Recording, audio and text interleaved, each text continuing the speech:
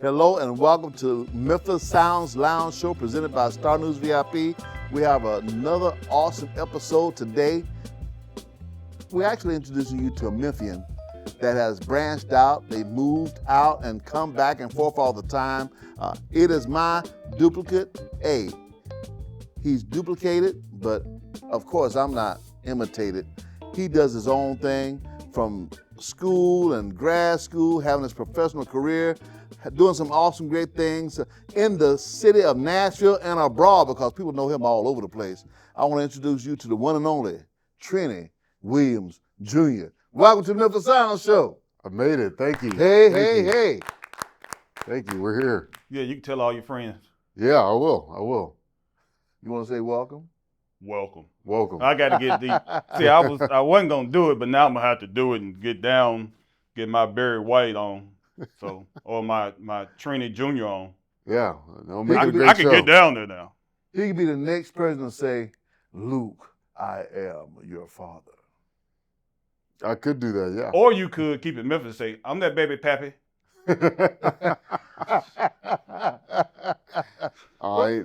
What's going on, Trennie? You been doing all right? Doing just fine. I know we caught you at an awesome time because you have just finished up this St. Jude marathon weekend, finishing up 26.2 miles. How's your body feeling? Yeah, this marathon may go a little bit longer than expected. May go a couple hours. May go until tomorrow because once I'm in this trail, I may not stand up. Doing 26.2 miles is a long time, and legs are tired right now. But great event, raising money for St. Jude. Over 22,000 racers today, raising millions of dollars for the research and the organization of St. Jude Hospital. So it's an amazing time. Man, I don't like driving 26 miles, let alone running. Yeah. How many times did you walk? Probably 12, Okay. 3 times. Oh, you admitted to it. Oh, man. Yeah. Wow. I walked about 3 times. Okay. It gets to your head a little bit. Legs start to wear down deep into the race, and so you got to take your pace. Race your own race. You finish though. Everybody gets the same medal. I met my goal for the day, and then that's all that mattered. And celebrated a lot of other people beside me. Did you jump in an Uber or something like that? No. I thought about it. If you ain't cheating, you ain't trying. So toward the end, there was a car. There was one of the official patrol cars. I was basically just watching the racers. He was driving right next to me. I was tempted. Just open up the passenger door and hop right in. Yeah. Jump out at the finish line? Absolutely. There you go. PR. Yeah. Finished in 40 minutes. Boom. I would have done it. Why he's not sweating? Yeah, I know, right? Got a bottle of water just sprinkle on a little bit, make it like he was sweating very hard. Hey, that's what I'm gonna do next year. I'm gonna do it next year. All right, I'll see you out there. It's gonna be cold. Remember? No, you won't. You won't see me. He can't stand that cold weather like that, so he's not gonna be out there. Yeah. I do not like the cold weather. But how did you get started with these marathons? Because, back in the day, we would always do these 5Ks, with the NAACP and all these other groups. But what got you back into running and then getting to the point of running a marathon? I want to say my fitness journey started when during COVID started. Started when COVID just started being a thing. Everyone was at home, and I had some coworkers that also ran marathons, and they invited me, said, "Hey, my half marathon got canceled, of course, and I just need some friends. I want to invite you and a couple other guys, just run virtually. Wherever you are, hop outside your house, run 13 miles with me." I did it. I jumped off the couch, went outside like a couple days later, ran 13 miles. Hardest thing ever. It was very tiring. And that's when I realized, I was like, man, am I out of shape? Do I need to work out or do something out here? Maybe I should get a hobby or something. But I started going to the gym. And then those gym members started inviting me to races, started inviting me to 5Ks, 10Ks, 10 mile. Then it was a half marathon. Then it was my first full marathon a year ago in Indianapolis, and leading all the way up to many events in between now and then. But my second full marathon this morning.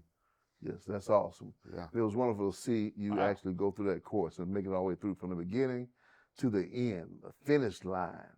And that is a big event. The St. Jude Marathon is a major event that's known all around the world. You got these professional runners out there who are running to qualify or to get their time in, so to speak. So you're in the midst of all these guys. And And but did you beat any of those professionals who were trying to beat their time of 2 hours and 20 minutes? Not at all. Not at all. The Kenyans that come out there and they're just prancing like antelope. Yeah. Not gonna catch them. Okay. Nah. Especially when I'm walking a couple times. You should have Don't lied. have a chance. I would have believed you. Really? If it'd been me, I would have said, no, I didn't stop. Well, I didn't stop. That was the key for today. You are correct. Because some people I stand corrected. That's the mental game of running marathons. Is one, it's your own physical test that you're doing, pushing yourself throughout the race, but all around you, you're hearing grunting, you're hearing ow, and people are cramping, people are on the side of the road pulling their legs and trying to stretch out a couple of cramps that they have, and I was like, I can't be them. I'm just gonna keep moving, no matter what I do. I may walk a little bit, but let's just keep running and get to the end. So that was the goal for that. I almost said 2 hours. 4 hours, 16 minutes. Should have said 2 hours. No. We can't Google it. Yes, you can. Yes, you can. It's can online, yeah. St. Jude finishers. Trennie Williams. You could look at him in 5 minutes and expose me right here on this show. Public record now. Oh, yeah. Well, okay, tell the truth. Yeah. 4 hours, 16 minutes. But because if he said he qualified for the Boston Marathon, he said, "Oh yeah." Look him up and say, "Oh no, I don't think he qualified this year." Yeah, So it does make a difference. There was a photo opportunity at the end where you could hold up a prop that said, "I qualified for the Boston Marathon." I thought about picking it up, and I was like, "No, I'm not gonna lie to the people like that." Yeah. One day. But it's an awesome thing to have a hobby that you enjoy, and actually experience in such a way, and want to do it time and time again. If you can just talk about your life in Memphis in your earlier years, some of the things that you may have enjoyed, things that you've done in Memphis prior to heading off to college.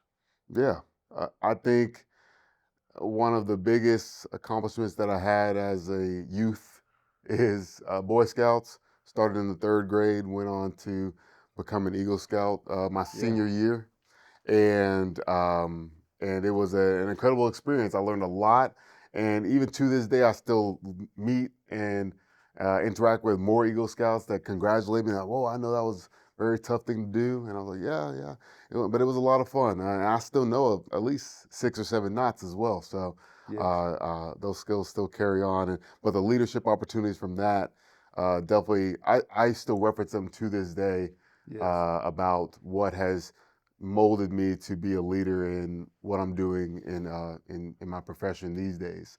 I remember actually in my interview for the career I'm in now, for the job I'm in now, I've been in this same job for 6 years. And I remember my interview when I had with them, they asked me, hey, what's a situation that you've been in an awkward situation, awkward position, and you had to navigate the situation to bring a solution. And it was a leadership opportunity in the Boy Scouts. It's really different to be a leader and all your peers are the same age as you, especially in high school. And they're acting up, and you want to act up too, but you got to be the leader. You got to get them on the right track, and and sometimes you have to get a little angry with them and try to get them to do the right thing. And that was something that even I had to experience again in my current job when I was they made me a manager about 3-4 years ago, and at that time I was still the same age as the people that I was leading. And it's something to navigate, and you got to be able to level up your maturity and still get people to do the right thing. So that's always something that I always turn back to, is being a Boy Scout and being an Eagle Scout. But overall, time in Memphis, I think that's where I spent most of my time. Wouldn't you agree? Yes. Boy Scouts. Yes. Camping, summer camps, doing different projects. Volunteering, all of that. Yes. And not only that, but also, I mean, in the band, you're a leader in the band as well, and some other activities you had in school also, and that went on into your college years and through undergrad and graduate school. And I'm saying this because what it looks like, even in your management role with a brokerage firm, people look to you as a leader Mm-hmm. All right, and they look to you for advice, and they look to you because they see you as this, I guess, this shining up and coming star, so to speak, whether it's been in college ranks or in the professional ranks. You recently was nominated for Best Buddies Champion Award, and that went great, and that raised a lot of money also. And can you elaborate more on what you do with how you were nominated for Best Buddies and the activities that you've been doing that was recognized during that time? Yeah, definitely. So I spent a lot of my time volunteering, I said, growing up, and so I had the opportunity to volunteer with Best Buddies probably a year and a half ago. Best Buddies is a nonprofit organization similar to Big Brothers Big Sisters, but you are paired with a match that has intellectual disabilities, so autism, Down syndrome, things like that. And I've been matched with my buddy David for a year now, a little over a year. And earlier this summer, they saw me and David having this great time around Nashville. He said so many great things about me. I said so many great things about him. I met his family, he met my family, met my wife.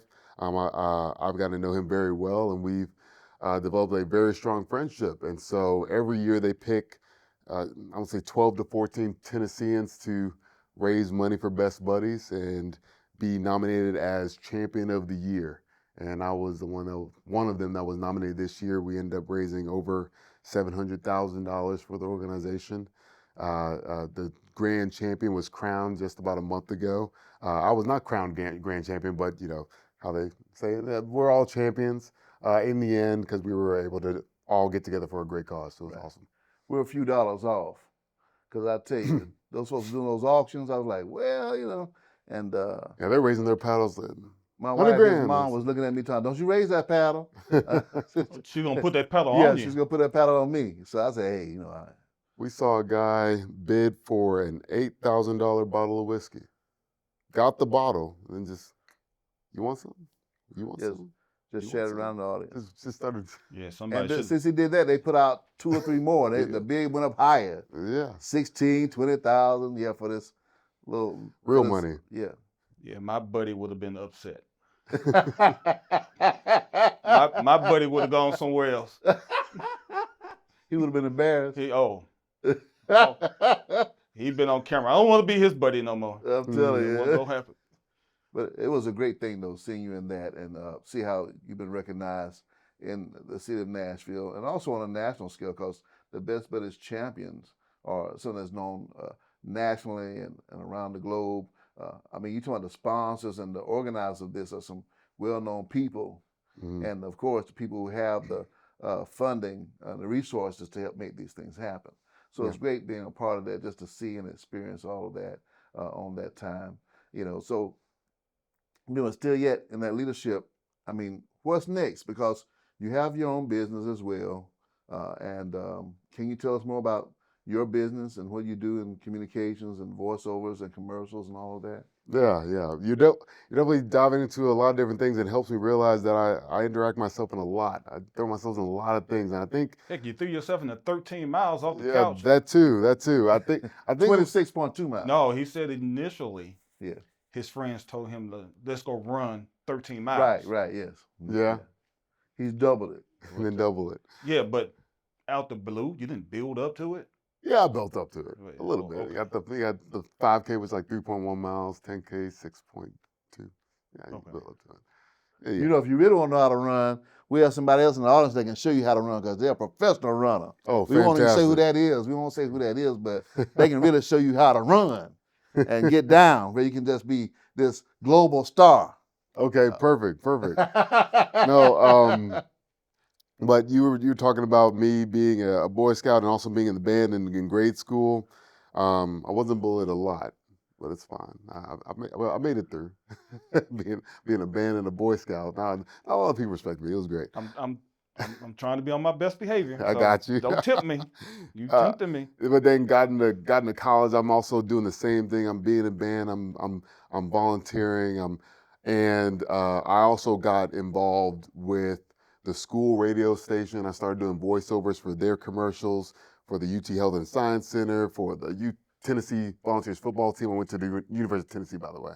Sorry to hear that, but okay. It's all right. No, we're in the playoff, man. We're good. We're good for now. Okay. But during my time there, I still spent all my free time doing other things. And so fast forward all the way to today, I still have a full-time job. I'm a husband. I'm training. I'm running races. I'm volunteering with Best Buddies. And I also am doing voiceovers today. College is what started that. They placed me in all kinds of different situations and experiences that were able to grow my skills, being on the radio, and also being in front of so many people. And I mean, when I'm saying that, I'm saying that they had me do like basketball games, football games, baseball games. There's thousands of people here, leading all the way up to just a couple years ago. Tennessee Volunteers played basketball here in Nashville, at Bridgestone Arena, and they played the Colorado Buffaloes. Actually, they lost, but at that game I was the PA announcer, and so I got to do the whole get up. Ladies and gentlemen, welcome to Bridgestone Arena, and today's game, Tennessee Volunteers, the whole thing. And people were so good I got to do that. I was so hyped I got to do that. Doing things like that.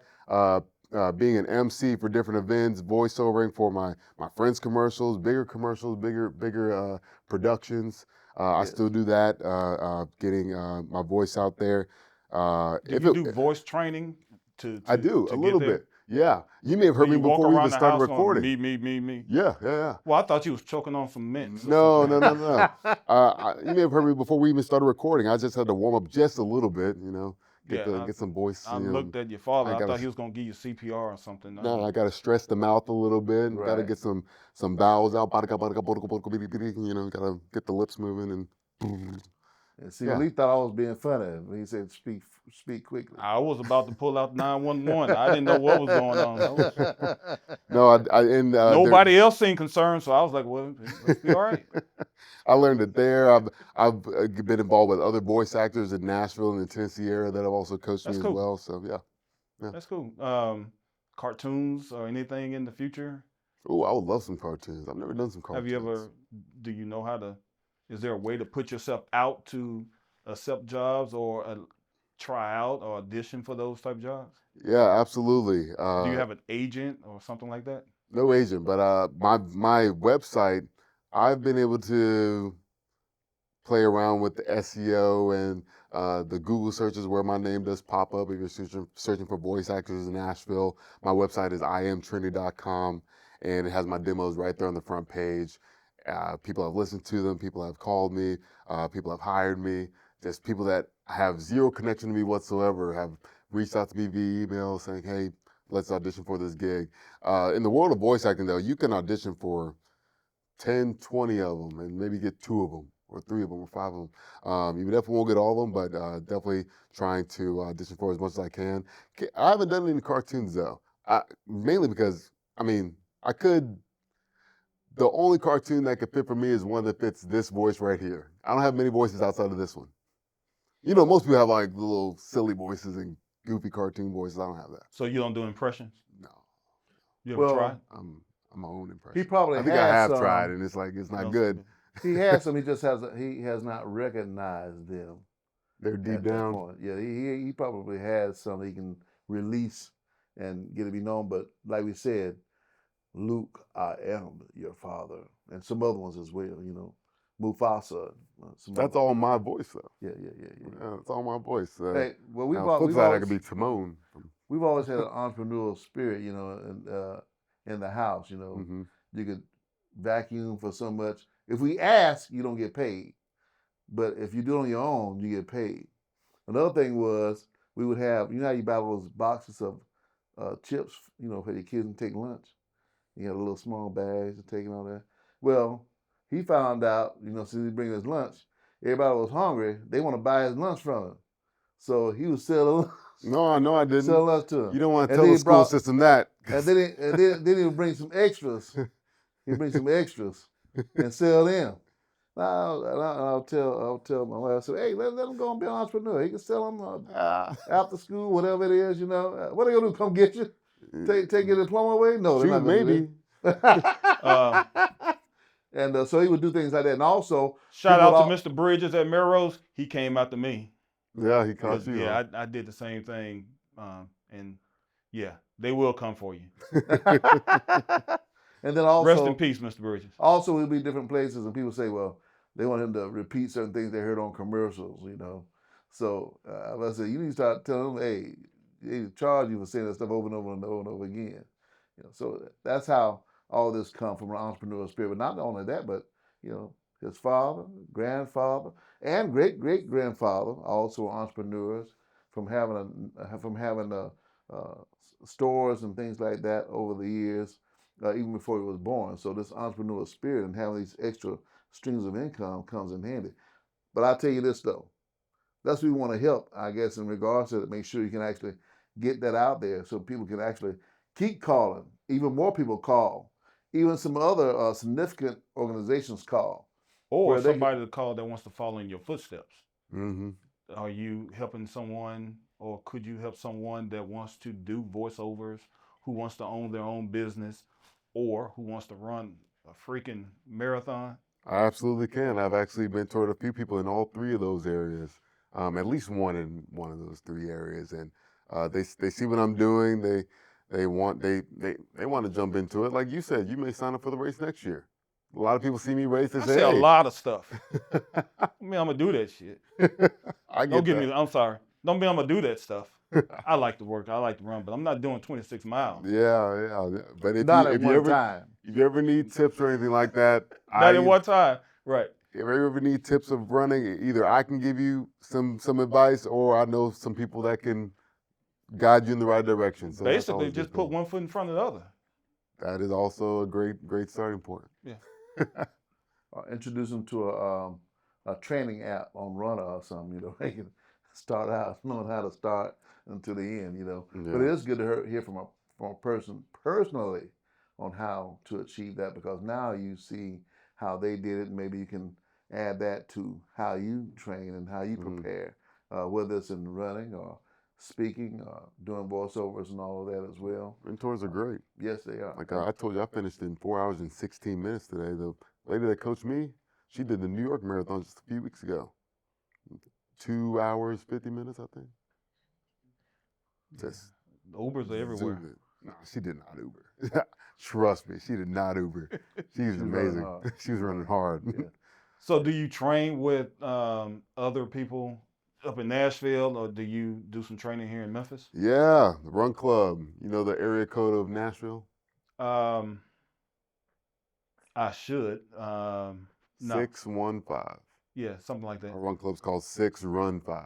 Oh, really? It was started in 6 years ago now, about 6 years ago, and with the main purpose of expanding the scene for Black and African American runners in that space, because most of the time when you come to these races, there's not many of us out there. Mm-hmm. And so they started about 6 years ago. They've grown from like 5 people to about 200 that show up on every Tuesday. That's and great. Get like 2 or 4 miles in, and then you can sign up for training series to get ready for races like today. There were about 35 of us that showed up today. Oh, that's great. Many different distances, and we all finished strong and all got our medals. It was awesome. It was great scene today. Yeah. You know what, Adam, Malik, maybe we need to do this, because we can start with the training and all that, and we're going to call ours 9-0 run. They might think we don't know how to talk, but 9-0 run. Yeah, I would like to run without being chased.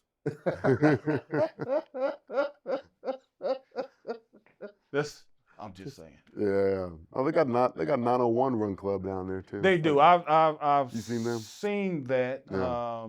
I've been a part of Black Men Run as well. I've seen them also. We have a chapter here in Memphis, but that's a national group as well. Mm-hmm. When COVID hit, everybody was, and the recession as well, that we would do virtual runs and all that to show what everybody was doing all around the country. So there's a lot of good running groups that actually help encourage people to get into shape. running and to get into shape. And live healthy. You have a support group that's helping you do that, which makes a difference. Which makes a difference at all. Yes. Well, that's good. Enjoyed it a lot. That's good. It's great to see a young man doing something positive like that, and especially if you are a mentor. We need more positive people doing positive things like that. Yeah. I try to. You see the world. There's a lot of different things happening, and if you can be one of the positive people that are bringing smiles to people's faces, just living to share a smile with somebody else and help them reach their goals too, and they're able to reach them, then we're able to celebrate together. I think that's something that has definitely driven me for a lot of the things I've gotten involved in, and I truly enjoy it. It's why I'm in the role today with my full-time job, my corporate job, but with everything else as well. Even like days like today, the number of people that were just in tears crossing that finish line and doing their first marathon today or first half marathon, they had a great time. Well, what would you do though if something happened? Let's say like you got a mayhem guy on the commercials, and he's always getting these accidents and all this kind of stuff. What if someone tapped you and said, "Hey, we want you to be our signature guy. We're going to have these commercials that are coming out starting at the end of 2025. We're going to pay you such and such." I mean, what would you do with something like that? Would you consider that, or would you say, "Oh, no way, I'm going to keep doing what I'm doing"? No, I'd do it. Okay. I'd do it. You see the guys that go out being the mayhem guy or the Jake from State Farm guy or the Flow Progressive girl and things like that. During college, actually my DJ name at the University of Tennessee for WUTK was DJ Allstate because I always sound like the Allstate guy. Are you in good hands? And so he has his own thing. So if someone were to say, "Hey, Trennie, we need to have you on," that you be the character, the face of what we're doing, I can definitely consider that. Cool. Yeah. Did you hear that? Audition right now. Let's do something real quick. Okay. Memphis Sounds Lounge podcast. Action. Oh, we're just auditioning like action. Yeah, you're promoting the Memphis Sounds Lounge show. Put you on the presented spot. by Star News VIP. Spot. Perfect. Hope you're ready for a great show today. We're here for the podcast, the Memphis Sounds podcast. We are here getting everything put together. We got to get everything done right and get the right people in here to talk about everything that they want to talk about because it's going to be great. I need a script in front of me, guys. All right, give me next time. All right, see, producers, take that at face value. Still give him a call. How do they get in contact with you? IamTrennie.com. Find me on Instagram, Twitter, Facebook. It's all the same username. I am Listen to Trennie. his voice. I mean, he has Do you that very white do you remember voice. any of your voiceovers or any of your commercials that you can present now, like without saying the company names or anything? Say that company name. They may sponsor us. True. No, I don't remember any of them. You remember any of them? Yeah. Okay. I don't remember them word for word. No. Well, there's a lot of people who have been really watching you for a long time. That was one of his names, DJ Allstate, but they all kind of names for him up there, man. They would call instead of saying University of Tennessee, the University of Tennessee, and all of that. We would go places and they'd say, "Oh, you're a Trennie dad? Oh, man." It's like they do everything but ask for my autograph. I'm like, what's going on, because he was that type of guy, that type of gentleman on campus that they could relate to and enjoy being around. And no, everybody doesn't have that. Everybody's not able to magnify the crowd and to motivate the crowd in such a way. And I believe that there's going to be some great things coming your way even more in regards to that, because you have that phenomenal potential where it will just, it'll be bigger than what you've ever imagined, what you could ever dream or think of. It'll be coming your way. And we'll just be smiling right along with you. Asking for a I'll be ready hookup. for it. Hey, I'll give it out. Okay. For sure. Because it's not below me or above me. I will do it. You remember? No, I'm joking. But I'm for real. But you're not. But I'm for real. Now, if there's something that you could share with everybody, something great about Memphis, what would you like for the world to know about Memphis? Something Even great though about he Memphis. lives in Nashville. Yeah, I'll turn But my he's back a on the Memphian. city. I'm just playing. He's a Memphian. I am from He Memphis. escaped. When the Tigers are on, And thanks for actually raising me in Memphis too, because people. I say I'm from Memphis. They're like, which part? I'm like, what do you expect me to say? Like Arlington, Bartlett, Germantown? I'm like, no, Memphis. I'm from a neighborhood called Fox Meadows, right off of Mount Moriah. The basketball courts next to the precincts. I'm like, oh yeah. Halley Stadium. Like, yeah, I know where that is. Like, yeah. What is that to you, Memphis? Yeah, that's what I thought.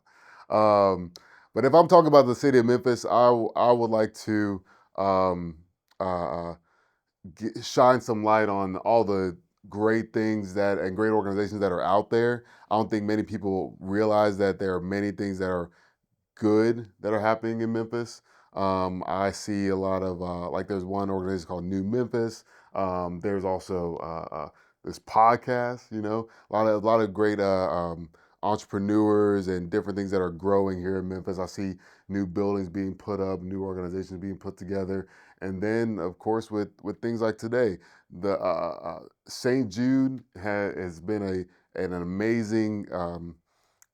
Place in an organization to be here in Memphis, Tennessee. I was here a few months ago for the FedEx Cup, the golf tournament. FedEx has been a great thing for Memphis. And when we highlight things like that, that's when we're able to see all of the fun, the touristy, the educational and entertainment things that a lot of people can get experience with, and you can put all that other stuff to the side. All that other stuff, unfortunately, happens everywhere. I feel like it's highlighted here, and a lot of people take that to heart. They're like, "Oh, yeah, that's Memphis." And I'm just saying, hey guys, Memphis is a great city, and come and visit anytime. So you're saying all those negative things. That's not the main part of the city. No, Because there's a lot of great, phenomenal things. You mentioned business, entrepreneurship, entertainment, some great other things, people, and all that all around Memphis. And that's what you've been able to experience growing up, and when you come here throughout the year, and that's what we experience as well. Memphis is a great place. Memphis is a great place. And that's what we want to do with the Memphis Sounds Lounge show presented by Star News VIP. We want to make sure people understand, hey, Memphis has it going on. Memphis has some great things happening, and we want people to know about people in Memphis who are doing great things, as well as Memphians who are in other places who are doing great and magnificent things. And we really appreciate you being here on today. Is there anything else you want to share with us before we close out, before we end the show today? Well, I've shared a lot of great things. I hope y'all enjoyed the conversation as much as I have. Thank you for having me here on the show. But after this, I'm definitely going to sleep. What's your favorite Barry White song? Can you sing it? Oh, I know the song in my head, but the Chris Tucker movie. No, My Everything. That one. Yeah, that's it. Yeah, I like that one. I don't know the words to it, but when it comes on in my Spotify shuffle, I'll sing along a little bit to it. Yeah, I'll say that one. My Everything. Yeah. If I had to pick one. Great question. I thought I was going to say, stand accused. And that's not even Barry White, you know? And that question was not directed to you. I know it wasn't. So, but that was beside the point. We're going to edit that part out also. What about yours? My favorite Barry White song? Memphis Sounds making Memphis great again. We're going that way. Oh, wrong camera. Is that a song? No, because I really don't have the Chris Tucker one. I don't. Oh yeah, I don't Barry know White. all the Barry Whites. I'm sorry. He wasn't from Memphis. If he was from Memphis, then I know all his songs. Memphis Sounds making Memphis great again. That's what we're going with. What about Baby Love? I just told you. Baby Love. But that's not Barry White either.